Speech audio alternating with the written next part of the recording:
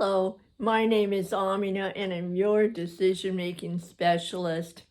And today is the 10th day of self-contained in-shelter, quarantine, lockdown, any way that you want to look at it. We're still inside. And it's March 26th, 2020. And I just finished with a few of my clients today.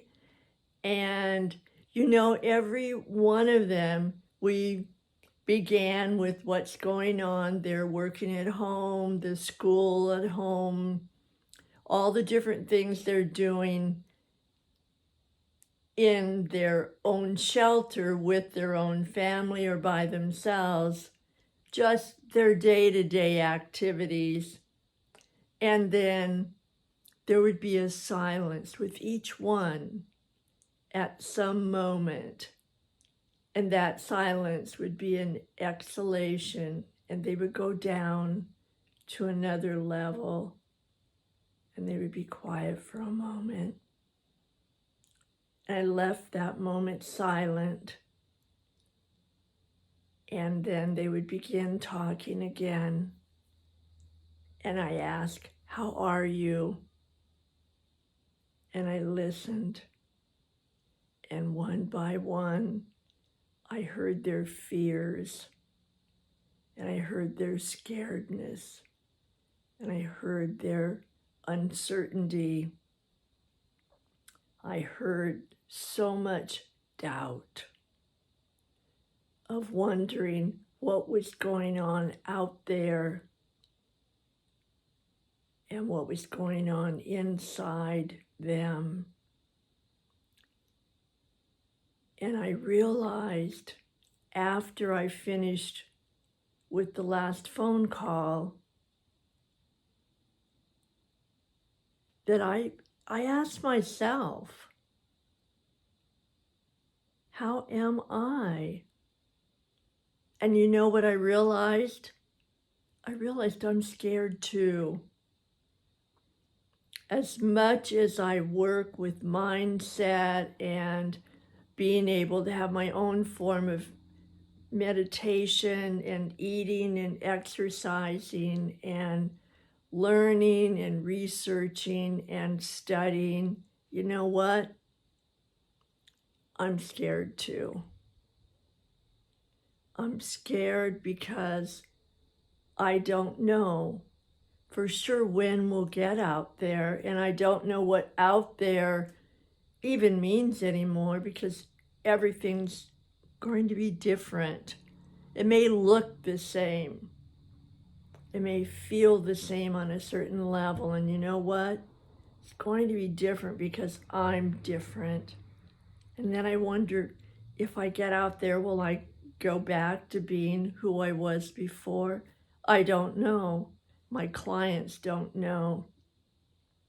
And so right now, at this moment, I'm going to ask you the same thing. How are you? How are you doing? What's going on for you?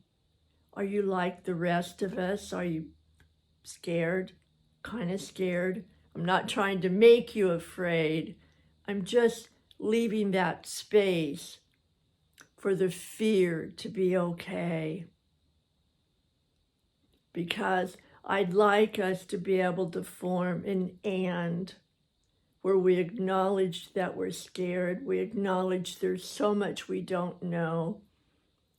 And even down to little seemingly minuscule things, or it used to be, and that is, oh my gosh, am I touching my face? Where have my hands been? Have I washed them enough? Is it safe to touch this? Is it safe to do that? What if? And looking around the neighborhood and wondering, wow, how far is this entity, this virus coming into my neighborhood? How far out is it? And what's the trajectory? Is it leading a pathway to my door no matter how much I try to keep safe? Is it around my neighborhood? Who? And it suddenly just felt really personal, and it felt really personal to my clients. And I'm wondering if you look around sometimes and it feels very personal to you. And sometimes one client said when he thinks about going back out there and not working from home, it makes him a little nervous. He's not quite sure. When and how will we know it's safe to go back out there? All these questions that wander around, all this doubt, all this uncertainty, and it is pretty scary. We can keep as positive as we want, as busy as we want, and yet at some moment, if you're like the rest of us, and I'm guessing you are, there's a quiet time that comes. Maybe before you go to bed, maybe just when you stop for a second with your work or your kids or your family or your whatever you're doing, and just for a moment, maybe hopefully only an eyelash of a moment, you can feel this lurking behind or looking behind here, or maybe just jumping right out in front of you. That fear. And for me, what I've learned is that my fear is, I call them a committee, and it's a whole bunch of voices that just come out. The door opens and they roar out, and we've had a meeting, and before I can get them back in the room and slam the door, they're busy talking. They're telling me all the what ifs, all the horrible things, and they make it sound so real that I get confused. So that is the reason that I invented "and," because they won't just go back into that room. I can't mash them down. I can't put them in a box and seal it up. Can't put them in the closet. That committee is there. And you know what? The committee, those voices are actually the same voices that remind us to look both ways when we cross the street, that remind us to maybe not touch that hot skillet right after we've been cooking, that remind us to be careful when we pull out from a parking place, that remind us of all kinds of things that really do keep us mentally, physically, and emotionally and spiritually safe.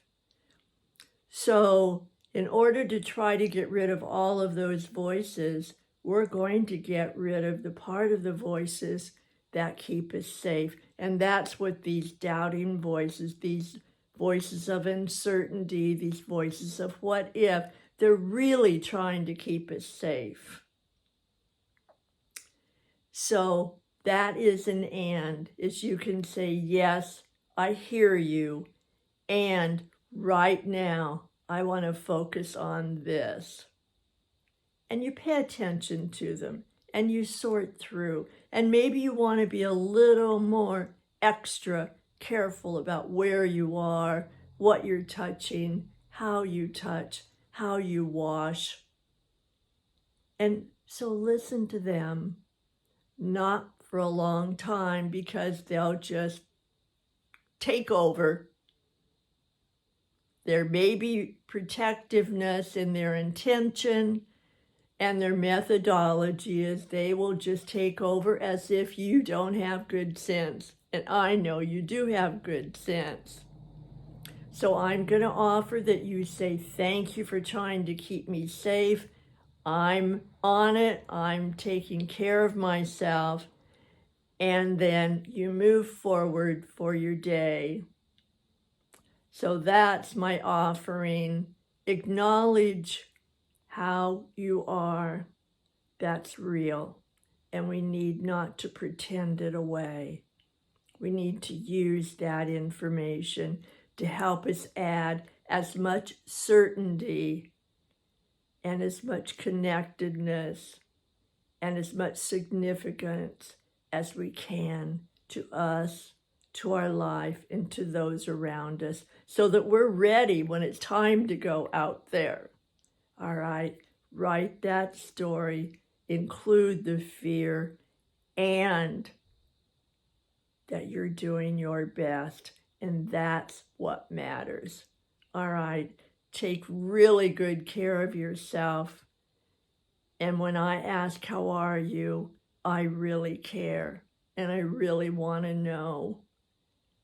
And I really, most of all, want you to have that story that you're writing. So when you go out there, it's a story that you want to live for a life that you like so much, you want to share.